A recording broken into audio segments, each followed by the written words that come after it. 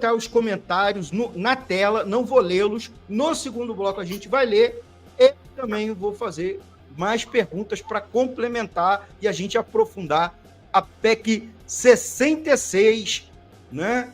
Que, na verdade, é uma mudança no sistema previdenciário para os servidores públicos. Embora originalmente não era para isso, né? Isso foi introduzido, foi um jabuti, como dizem na política, foi inserido na tramitação desse projeto de emenda constitucional. Vamos lá, Tânia e Paulo, fiquem à vontade, tá bom?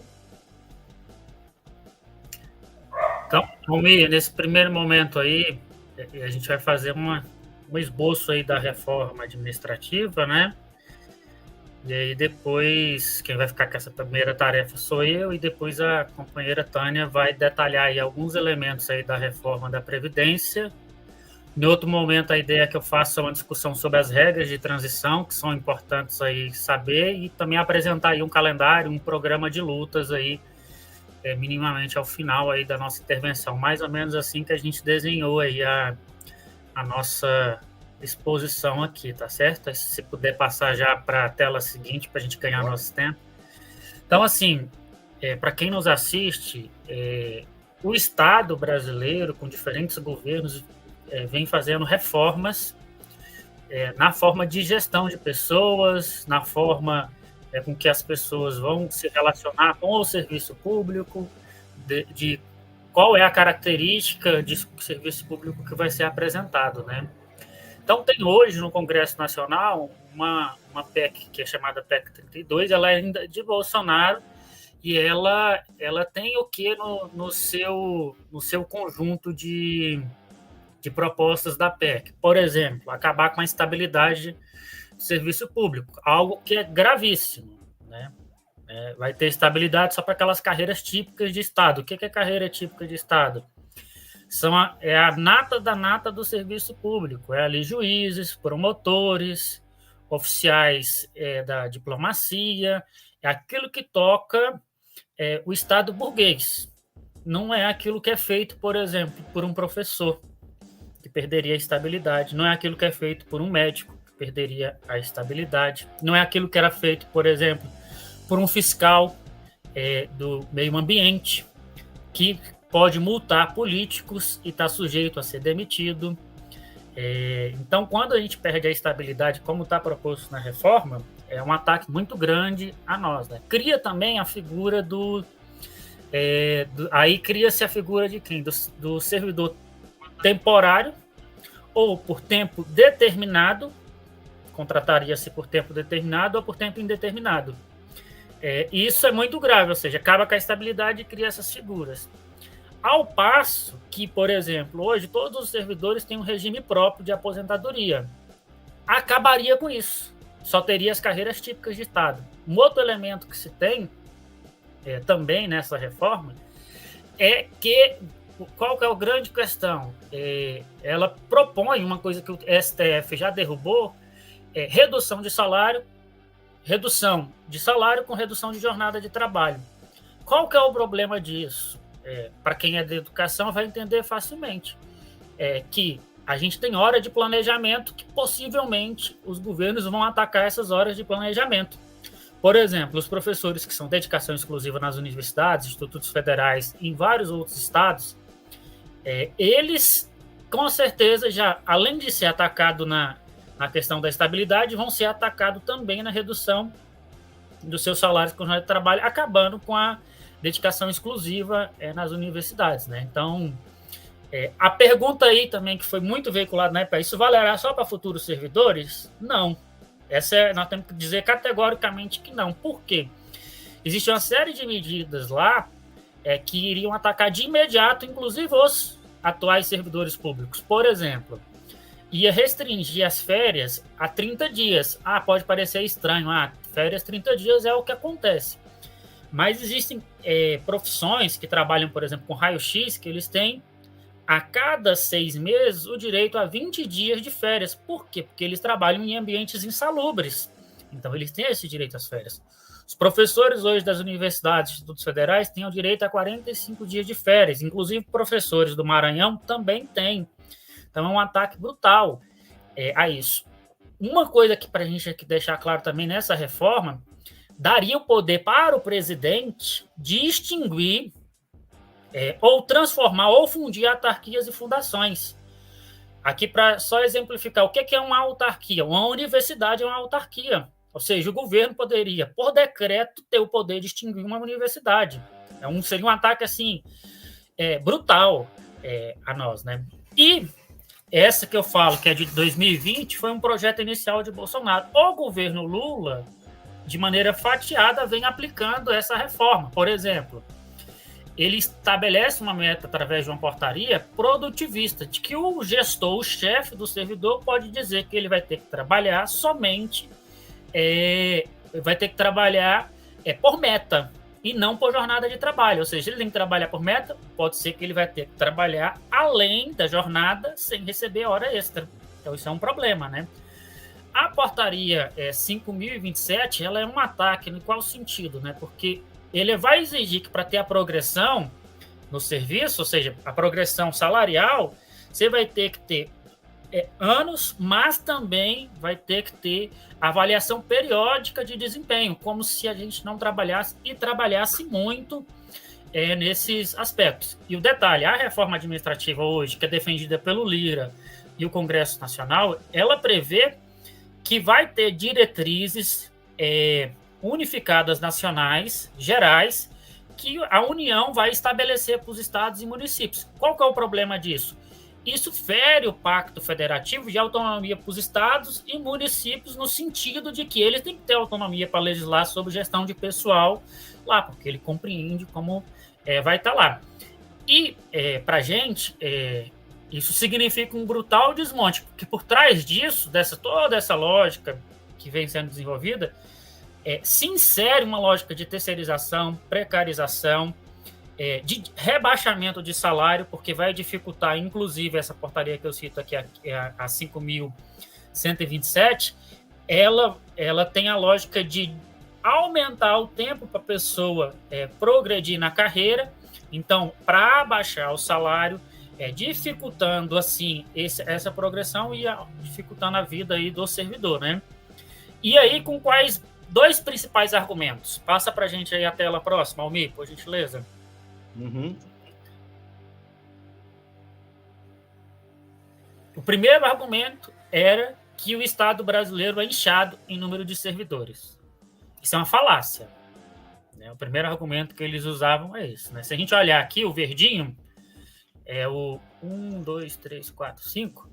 O sexto da tela da direita para a esquerda, o verde está o Brasil. A OCDE, a média de servidores, funcionários públicos em relação ao total de trabalhadores, 21%, e no Brasil apenas 12%. Ou seja, está basicamente a metade do que é países desenvolvidos. Ou seja, o Estado brasileiro não é inchado em número de serviços públicos. Para a gente começar assim, desmistificar essa falácia de ataque brutal que a gente tem aos servidores, né? E aí, por trás disso, qual era a lógica também que se falava, né? Passo outro, de que os servidores têm super salários. Vamos ver aqui uma outra figura que é importante para a gente.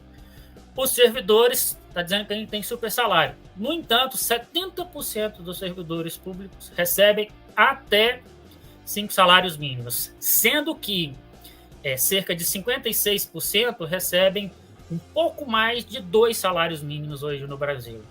Então, também não recebemos super salários. E quem está nessa base da pirâmide aqui vermelha, para quem está acompanhando, é justamente quais carreiras? Professores, setor de saúde, setor que toca a vida das prefeituras nos estados, nos municípios, aqui no DF, que tem salários muito precarizados, né? E, para já ir fechando aqui um pouco esse tema, na época que foi proposta a reforma administrativa, eles tinham o objetivo de economizar 700 bilhões em 10 anos. Observem só, 700 bilhões em 10 anos. Agora, pasmem.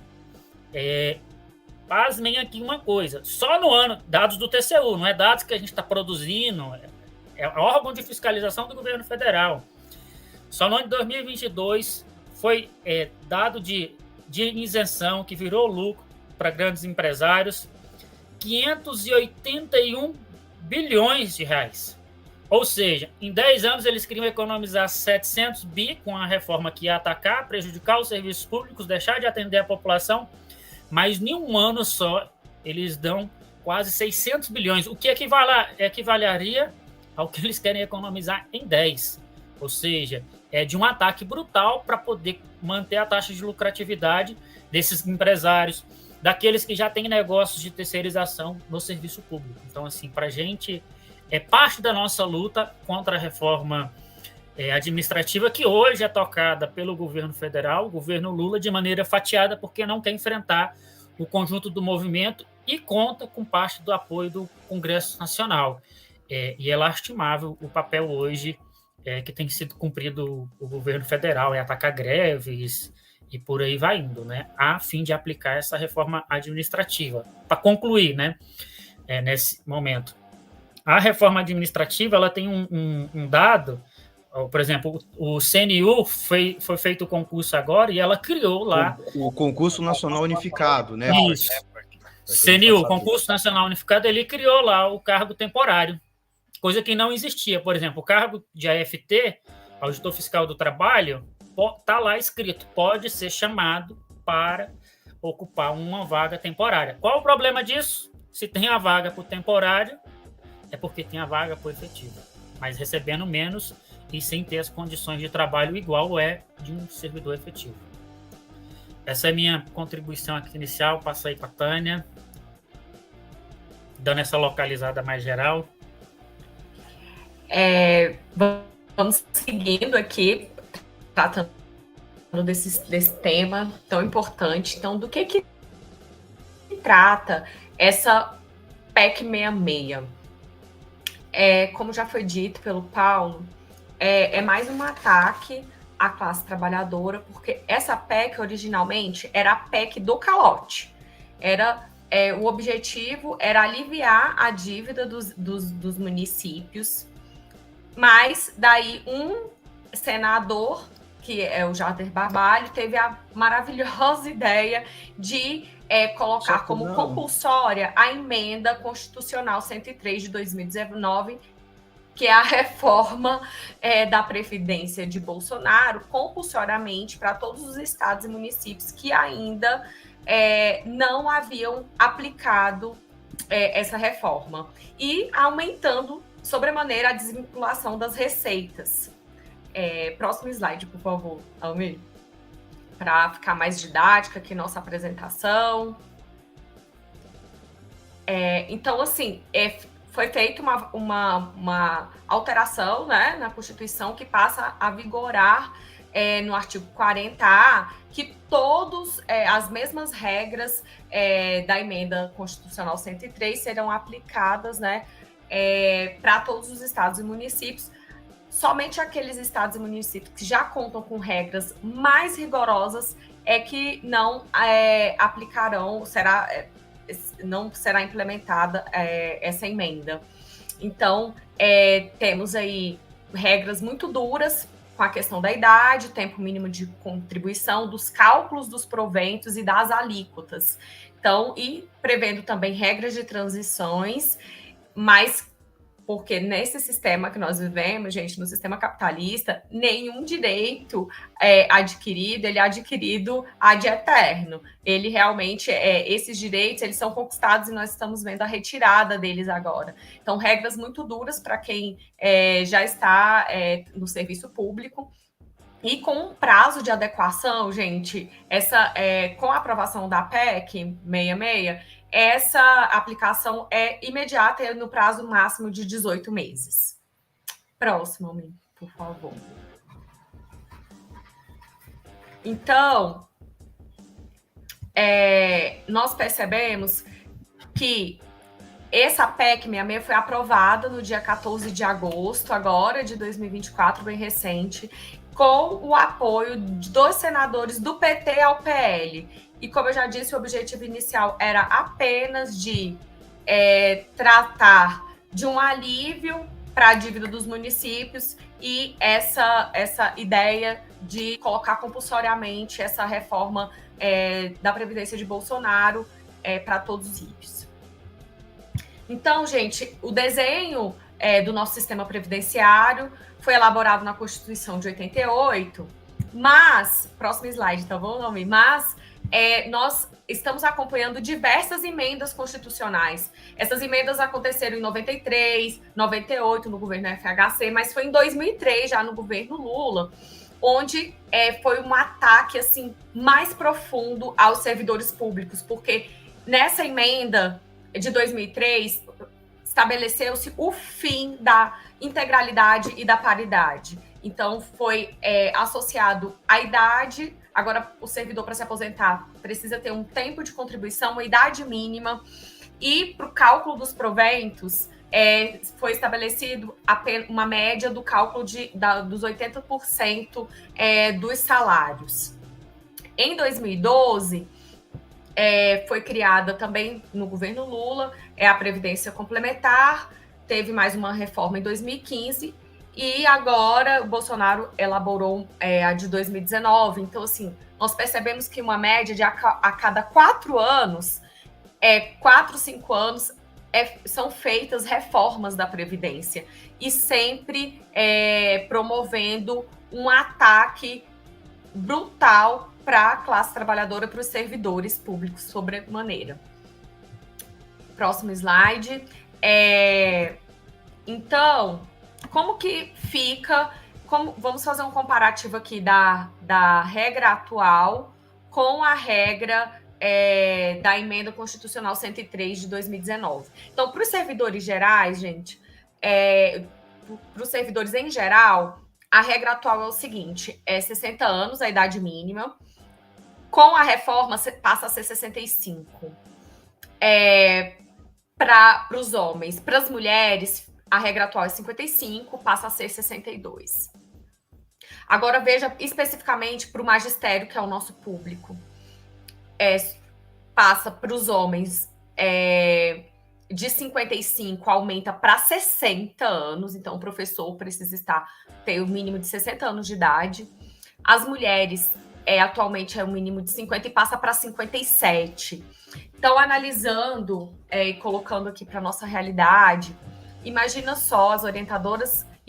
as orientadoras educacionais, secretários escolares, monitores, que se enquadram na regra geral. Ou seja, imagina uma mulher, uma monitora aos 62 anos, precisando de cuidar da mobilidade, da alimentação de alunos, estudantes com deficiência. Então, assim, realmente cuidar desse estudante, ter que muitas vezes carregar no colo esse estudante, uma mulher aos 62 anos. Assim.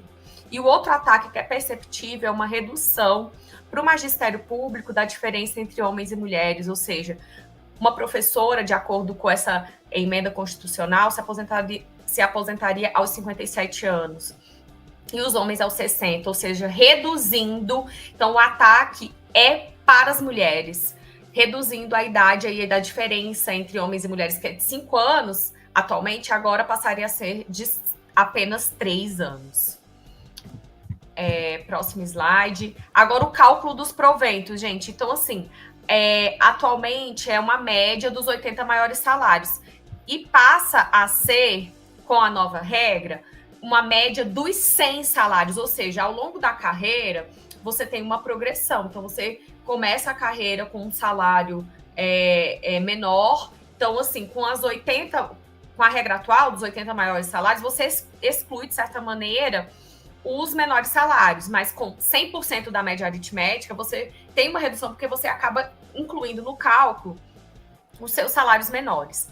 E nós percebemos aqui o ataque, que atualmente com 25 anos, né, de contribuição, você alcançaria aí um valor de 80%, mas agora não. Com 25 anos de contribuição, você só atinge 70% desse cálculo que já é feito, né, da média de 100% dos seus salários, você ainda só vai, com 25 anos de contribuição, você só vai receber 70%. Ou seja, para receber 100% de 100, só com 40 anos de contribuição. Então, se você precisa contribuir 40 anos, é muito, muito tempo para um professor em sala de aula. Então, um aumento enorme, assim. Próximo slide. A questão da pensão por morte, gente. Então, assim, hoje a pensão por morte é 100%, né, do último vencimento. Mas com a emenda 103, então, assim, as viúvas receberam apenas 50%, e com o acréscimo de 10% para cada dependente, e não pode exceder o teto do INSS. Então, assim, casos também de dependentes com deficiência, só nesse caso é que vale a regra antiga, mas no geral a regra permanecerá, se for aprovada, ficará dessa forma, apenas 50% do vencimento para as viúvas. É mais um ataque para as mulheres. O próximo slide. Então, temos uma taxação dos inativos. Essa regra já foi aplicada aqui no DF. Então, os servidores aqui da carreira magistério, da Secretaria de Educação, os aposentados, eles já têm essa alíquota de 14%, que é uma alíquota muito, muito alta. Caracteriza realmente um confisco das aposentadorias. E tem o STF, né, tem uma ação direta de inconstitucionalidade, mas que precisa ser votada. Então, assim, a gente não pode depender apenas da via institucional. Nós precisamos implementar aí uma série de lutas contra esses ataques. Próxima. E agora, tratando especificamente, nós tratamos aí da idade mínima, do cálculo dos proventos, e agora vamos tratar do tempo de contribuição. Então, o tempo mínimo atual é de 30 anos no regime geral para as mulheres e 35 para os homens. Para o magistério. E como ficaria no regime geral? 25 anos de contribuição, mas com 10 anos de exercício, de efetivo exercício no serviço público e 5 anos no cargo em que irá se aposentar. E agora a regra para os professores. As mulheres, 25 anos atualmente, os homens 30 de contribuição. E com a emenda ficaria 25 para os dois, mais 10 anos de efetivo exercício no serviço público e 5 anos no cargo para se aposentar.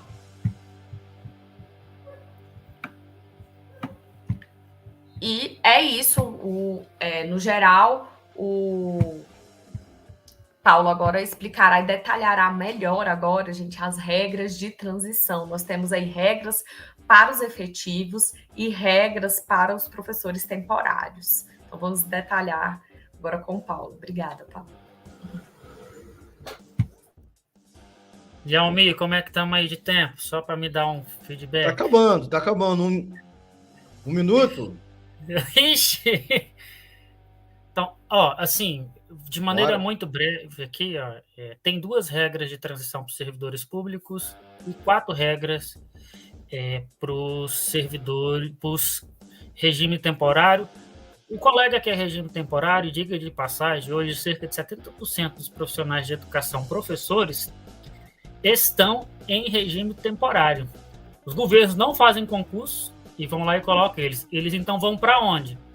Para o regime geral da Previdência. Eles não vão para o regime próprio que seus estados e municípios eventualmente que tenham, né? Então, aí sim, se pudesse passar, ou se não puder, eu queria ir para o último slide, que é muito importante. Que acho que aqui é o slide aí de enfrentamento. Aí quem quiser depois, aí a gente pode falar. Esse aí, Almir, que acho que para a gente é muito importante, né? Aqui, né? Queremos detalhar aqui. O que fazer, então, né? Acho que isso é muito importante diante desses ataques que estão colocados, que a Tânia já muito bem expôs. Né? Primeira coisa é realizar amplos debates, reflexões por locais de trabalho. Se não for feito isso, nós vamos ser derrotados muito facilmente, porque essa PEC ela vai impor de maneira automática para estados e municípios uma emenda constitucional, mais uma vez, rompendo com o pacto federativo, porque os estados e municípios têm que ter autonomia para legislar sobre previdência, coisa que não está sendo feito ao tentar impor essa PEC. Isso, diga-se de passagem, com apoio do PT ao PL, tá? Não é qualquer coisa, né? É preciso que os sindicatos impulsionem aí as plenárias dos servidores, dos movimentos sociais e tal. Que a entidade convoque em assembleias com paralisação. E aí tem um calendário aqui que é importante para a gente. Dia 15 agora de outubro, vai estar acontecendo aqui no DF um ato na frente do Ministério da Gestão e Inovação, às 14 horas. A gente chama todos aqueles a participarem, porque está a luta contra a reforma administrativa, está a luta contra a PEC 66 e uma série de outros ataques aos servidores públicos, né?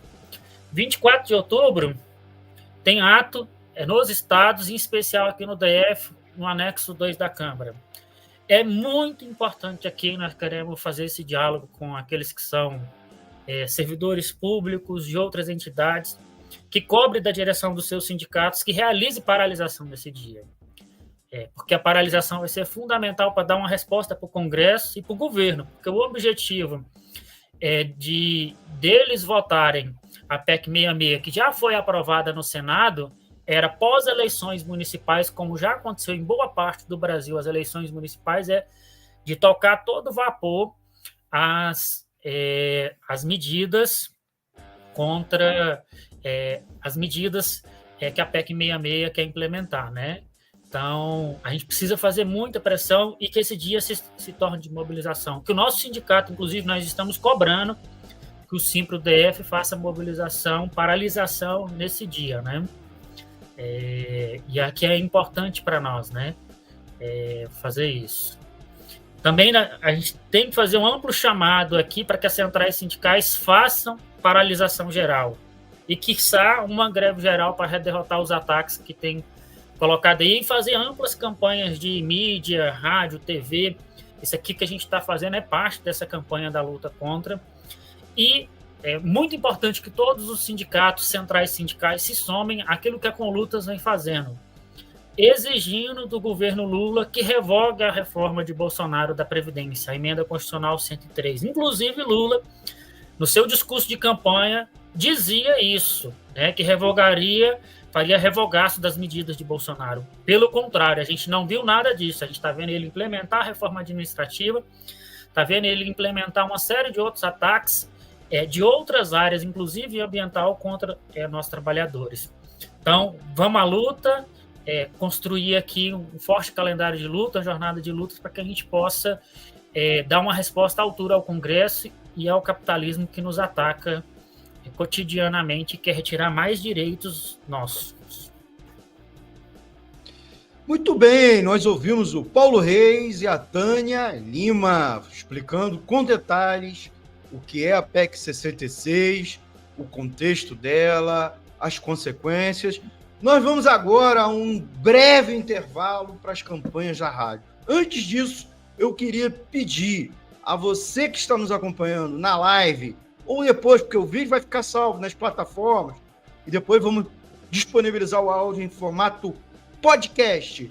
Procura a gente lá no Spotify, Deezer e nos principais agregadores. Eu queria pedir de você um like, né? O botão curtir, que ajuda a educar os algoritmos para você receber mais do nosso conteúdo e outras pessoas receberem a gente como sugestão de conteúdo, tá bom? Não deixa, durante o intervalo, já de fazer a sua pergunta. Eu vou ler os comentários na volta e, claro, fazer mais umas perguntinhas para os nossos ouvintes, tá bom? Na tela também está a nossa chave Pix. Ajude a manter o nosso projeto no ar. Já vou ler aqui para você ir ajudando com qualquer valor, daquela força. A chave Pix é o 32954-696-000181. Esse é o CNPJ do MEI, do Antônio de Pádua Figueiredo, chefe de redação da Rádio Censura Livre. Não é o Pix dele, hein? É do MEI da rádio, tá bom? Lá ele aparece como titular, tá bom? qualquer quantia para ajudar a manter esse projeto independente, que você vai ouvir esse tipo de conteúdo só aqui, porque nem a mídia alternativa está tratando dessa questão, tá bom? Então vamos ao intervalo para as campanhas da rádio e já voltamos. Fica aí. É tempo de você tomar água e já deixar a sua pergunta para os nossos convidados. Jornalismo, debate sobre temas que você normalmente não encontra na mídia convencional, participação popular, música de qualidade e muito mais. Web Rádio Censura Livre, a voz da classe trabalhadora. Para manter o projeto da Web Rádio Censura Livre de uma mídia alternativa, buscamos apoio financeiro mensal ou doações regulares dos ouvintes, de amigos e parceiros, já que não recebemos recursos de grandes empresas, políticos ou partidos. Seja um apoiador regular e ouça o agradecimento no ar durante as edições dos nossos programas. Sua ajuda é muito importante para nós.